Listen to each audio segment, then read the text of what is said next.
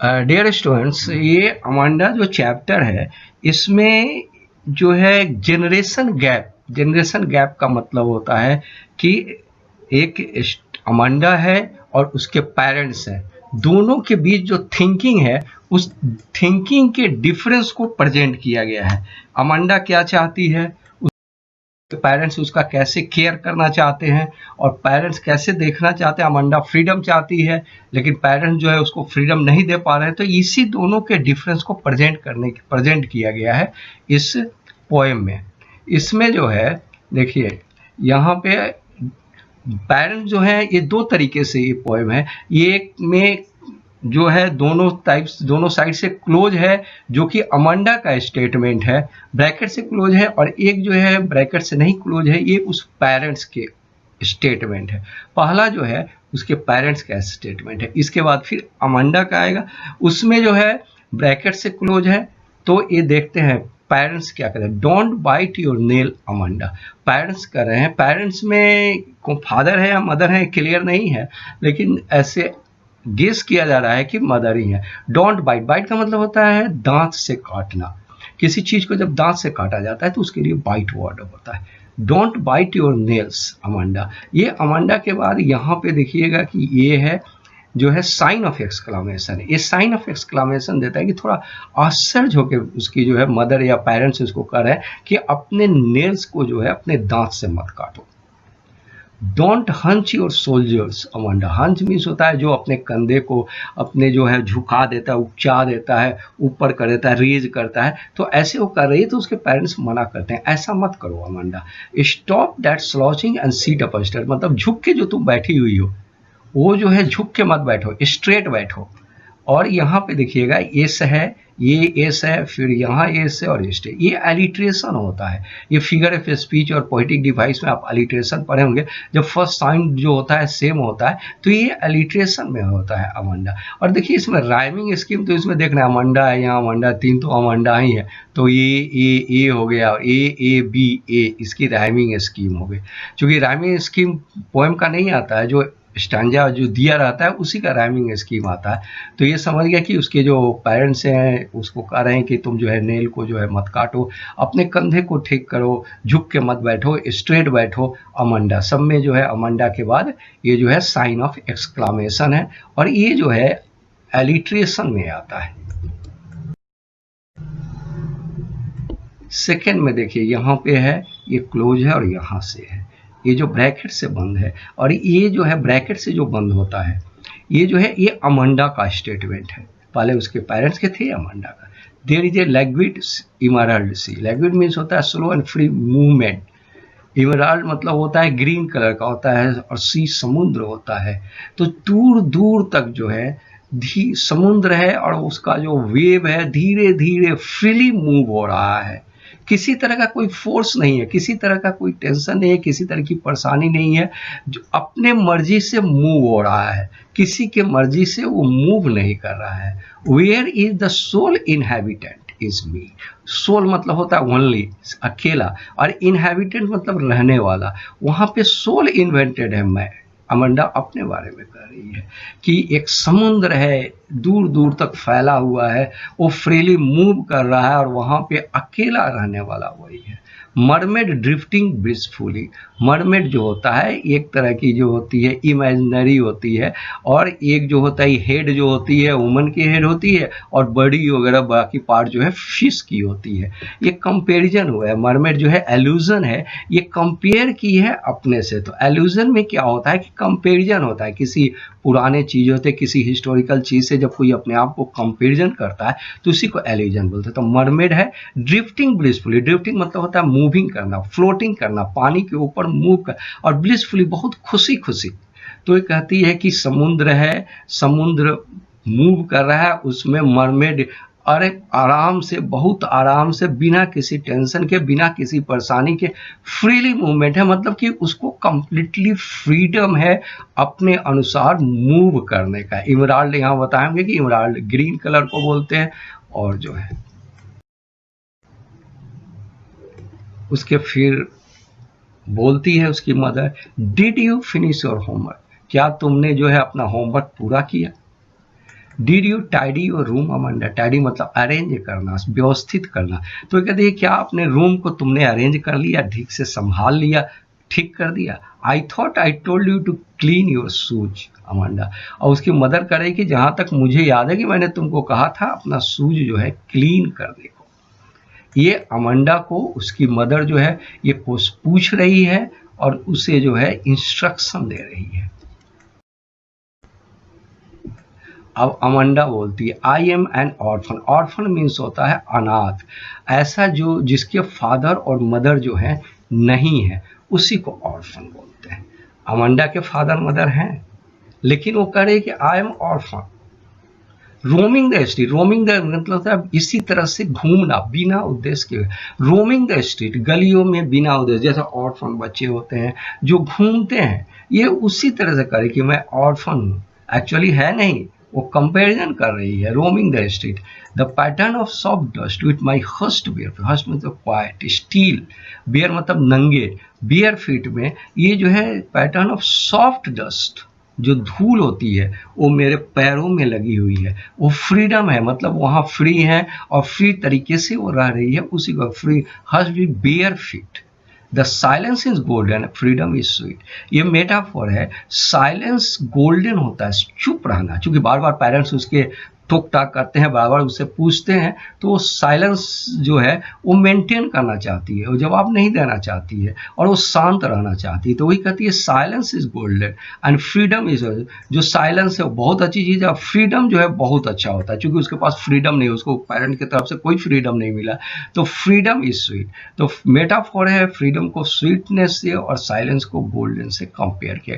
देखिए इसमें rhyming scheme sweet feet street है, इसमें जो राइमिंग स्कीम क्या है, ए तीनों है, राइमिंग स्कीम एक ही है। अब पेरेंट्स बोल रहे हैं don't eat that chocolate Amanda. Parents बोलते हैं कि तुम उस चॉकलेट को तुम मत खाओ। ये ईट है, ईट का मतलब है कि नॉर्मल चीज चॉकलेट ही नहीं, कोई भी खाने पे उसके पेरेंट्स टोकते हैं, या हो सकता है कि कोई ऐसा चीज जो खाने से उस पर हार्मफुल इफेक्ट पड़े उसको उसके पेरेंट्स मना। रिमेंबर योर एक्नी, एक्नी मतलब पिंपल होता है जो मुंह से होते हैं जो निकल जाते हैं, तो वो कहते हैं कि चॉकलेट खाने से ये सब निकल जाते हैं, मतलब तुमको जो है स्किन में प्रॉब्लम हो जाती है, तो उसके पेरेंट्स मना कर रहे हैं कि तुम जो है चॉकलेट मत खाओ। Will you please look at me when I am speaking to you Amanda. देखो जब कोई किसी से बात करता है तो सामने वाला, जो बात करने वाला चाहता है कि सामने वाला उसकी ओर देखे। अमांडा अपने पेरेंट्स की ओर नहीं देख रही है, इधर उधर देख रही है, तब उसके पेरेंट्स जो होते हैं कि क्या तुम मेरे ओर देखोगी, आई एम स्पीकिंग, जब मैं तुमको देख रही हूँ तो तुम मेरे ओर देखो। इसका मतलब है कि अमांडा अपने पेरेंट्स को अवॉइड कर रही है, उसकी ओर नहीं देख रही है, उनके बातों को लाइक नहीं कर रही है, उनके बातों को पसंद नहीं कर रही है, इसलिए ये दूसरे तरफ से देखिए I am speaking to you, ये बोल रही है उसकी मदर, और मदर बोल रही है, पेरेंट जो भी बोल रहा है, और ये जो है उसकी तरफ नहीं देख के दूसरी तरफ देख रही है। तब उसको इंस्ट्रक्शन दिया जाता है कि जब तुमसे मैं बात कर रहा हूं तो तुम मेरी तरफ देखो। अब अमांडा बोल रही है, देखिए ब्रैकेट में है, यहाँ भी ब्रैकेट क्लोज है, ये अमांडा का स्टेटमेंट है। I am Rapunzel. ये रापुंजेल जो है ये वेस्टर्न कंट्री में एक बहुत बड़ी जो स्टोरी थी, फेरी टेल स्टोरी थी, और जर्मन से ओरिजिनेट हुई थी। ये उस स्टोरी में यही है कि एक विच जो है, एक चुड़ैल जो है रापुंजेल को कैद कर रखा है एक टावर पे, और उस टावर में कोई रास्ता नहीं है, ऊपर में वो अपने गोल्डन है, ऊपर सिर्फ ऊपर टावर के ऊपर एक रास्ता है जहाँ से वो आना जाना रहता है, और वो जब अपने गोल्डन हेयर को नीचे गिराती है तो विच जो है उसी गोल्डन हेयर से ऊपर जाती थी। वो वहाँ पे रापुंजेल अकेले रहती थी, उसको कोई डिस्टर्बेंस नहीं था, कोई नहीं था, विच ही जाती थी और वही उसको जो है खाना खिलाती थी, मतलब विच ही उसकी देखभाल करती थी। तो वही करे आई एम रापुंजेल, ये स्टोरी है, और अपने ज़माने में वेस्टर्न कंट्री में बहुत ज़्यादा फेमस था, बहुत से लैंग्वेज में इसकी ये जो है स्टोरी को ट्रांसलेट किया गया था, और ये तो उसी से एक कंपैरिजन किया गया है रापुंजेल को। तो ये सब एल्यूजन में आते हैं, जब कंपैरिजन किया जाता है किसी चीज को तो एल्यूजन में आते हैं। तो ये बोलता है कि I am Rapunzel, I have not care, कोई ध्यान देने वाला नहीं था। विच तो उसके महल से जो है उसको चुरा के ले गई थी, तो I am not take care, कोई ध्यान नहीं देता था, वही विच जो भी देखभाल करती थी।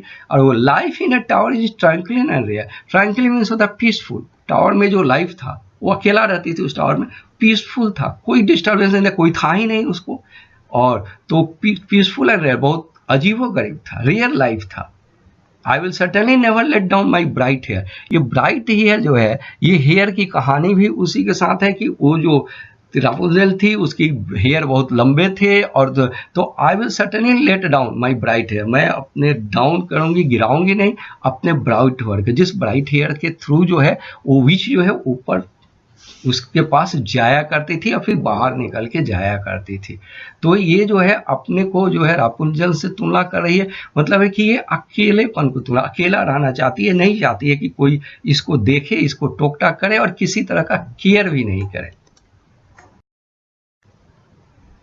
Stop that sulking at once, इसके पेरेंट्स देखते हैं और उसको कह रहे हैं कि इस तरह का जो तुम सल्किंग लुक एंग्री, मतलब उसका जो बिहेवियर देख रहे हैं, तो उसको देख के कहते हैं कि इस तरह का बिहेवियर तुम खत्म करो अमांडा, ठीक है। ये हमेशा एंगरनेस को प्रकट करती है, अंदर ही अंदर गुस्से में रहती है। तब वो कहते हैं stop that sulking at once, you are always so moody. Moody means होता है अपने विचारों में खो जाना, अपने विचारों को करना, अपने विचारों को समझना। तो वही उसके जो है कह रहे कि you are always so moody, तुम ऑलवेज जो है बहुत मूडी रहती हो। Anyone would think that I nagged you, देखो एक वर्ड है जो उसको याद, एनएजी, नैग होता है। नैग होता है मतलब किसी की गलती को फाइंड आउट करना, किसी की गलती को खोजना। तो ये उसकी जो मदर कर रही है, एनीवन वुड, दूसरा क्या सोचेगा कि मैं तुम्हारी गलती हमेशा ढूंढते रहता हूँ, मतलब है कि तुम्हारी गलतियां को देखता रहता हूँ, गलतियां को ढूंढता हूँ। ऐसा नहीं है, उसकी मदर कहना चाहती है कि मैं तुम्हारी गलतियां को नहीं ढूंढता, क्योंकि मैं तुमको सुधारने की कोशिश करता हूँ, मैं तुम्हारे भलाई के लिए, तुम्हारी अच्छाई के लिए सब काम करता हूँ, तुम्हारी गलतियां को नहीं ढूंढता हूँ अमांडा। और जो है फाइंड फॉल्ट होता है, इस वर्ड को थोड़ा ठीक से देख लीजिए कि इसका यूज भी हमेशा होगा, इस पोएम में जो है ज्यादा यूज होगा। और है ये जो है आपका पूरा हो गया, और इसमें जो है कुछ क्वेश्चन है, बहुत से क्वेश्चन आपको मिल जाएंगे, कुछ क्वेश्चन है इस पे डिस्कशन कर देते हैं। ये what could Amanda do if she were A mermaid. Mermaid means क्या, मरमेड जब आई थी तो उसके बारे में बताया गया था कि वो ड्रिफ्ट स्विफ्टली पीसफुली मूवमेंट करेगी, जहां जाना हो जाएगी, जहां आना हो जाएगी, और वो शांति पूर्वक रहेगी, अकेला, सोल इन्वेटेड माने अकेला वहां पे है रहेगी। इज अमांडा एन ऑर्फन, क्या वो ऑर्फन थी? नहीं, वो ऑर्फन नहीं थी। व्हाई डज सी सो ऐसा क्यों बोली? क्योंकि वो ऑर्फन नहीं थी, फिर भी वो फील करती थी, वो महसूस करती थी कि वो ऑर्फन रहना ज्यादा ठीक है, क्योंकि उसमें क्वाइटनेस है, शांति है, कोई डिस्टर्ब करने वाला नहीं है। Why does Amanda see moody most of the time? Because she thought herself disturbed by her parents. वो सोचती थी कि उसके पेरेंट्स द्वारा उसको हमेशा डिस्टर्बेंस होता है, उसके पेरेंट्स हमेशा टोक टाक करते हैं, इसलिए वो हमेशा एंगर मूड में रहती थी, डिस्टर्बेंस के मूड में रहती थी। Why does Amanda wish to be a mermaid and orphan and Rapunzel? ये तीन तुलना की गई है, अमांडा ने इससे तीन के कंपैरिजन किया है, क्योंकि वो उसको फ्रीडम नहीं था, और ये तीनों जो है फ्रीडम की जिंदगी जीते थे, ये तीनों को कोई कुछ टोकने वाला नहीं था, कुछ पढ़ने वाला नहीं था। और लास्ट है what is the central theme of the poem, इसमें सेंट्रल थीम यही है कि फ्रीडम चाहिए, हर बच्चा को फ्रीडम चाहिए, लेकिन पेरेंट्स की परेशानी है कि पेरेंट्स भी फ्री नहीं कर सकते हैं, क्योंकि उनको भी बच्चे का पालन पोषण करना है, तो वो भी उसके हर एक्टिविटी पे ध्यान देना पड़ता है। तो ये जनरेशन गैप है, लेकिन फिर भी उसी में देखते हुए पेरेंट्स को थोड़ा बहुत जो है बच्चे को फ्रीडम दे देना चाहिए। और ये पूरा पोएम जो है फ्रीडम ऑफ अमांडा से रिलेटेड है, कहीं ना कहीं कि बच्चे को फ्रीडम देना चाहिए, इसी से संबंधित है। और ये आपका पोएम पूरा हो गया। आपसे रिक्वेस्ट है चैनल को सब्सक्राइब कर ले, बेल आइकन को दबा दे, और जो भी वीडियो देखते हैं उसको लाइक करें। Thanks a lot.